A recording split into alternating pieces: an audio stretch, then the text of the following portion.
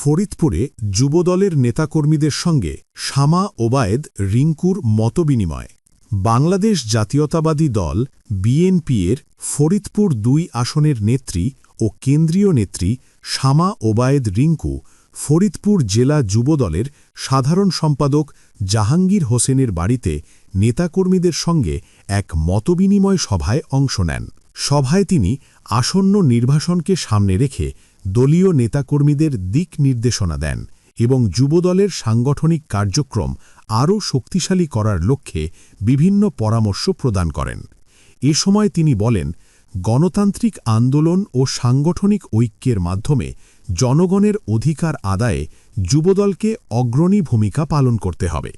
মতবিনিময় সভায় বিশেষ অতিথি হিসেবে উপস্থিত ছিলেন বাংলাদেশ জাতীয়তাবাদী ছাত্রদলের ধর্ম সম্পাদক শামসুদ্দিন। এছাড়াও ফরিদপুর জেলা যুবদল সহ সালথা ও নগরকান্দা উপজেলার বিভিন্ন পর্যায়ের যুবদল ও সহযোগী সংগঠনের নেতাকর্মীরা উপস্থিত ছিলেন।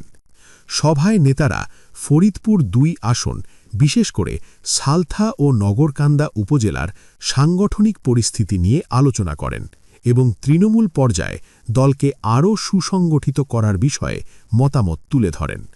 অনুষ্ঠানটি সৌহার্দ্যপূর্ণ পরিবেশে অনুষ্ঠিত হয় এবং নেতাকর্মীরা ভবিষ্যৎ আন্দোলন সংগ্রামে ঐক্যবদ্ধভাবে কাজ করার অঙ্গীকার ব্যক্ত করেন।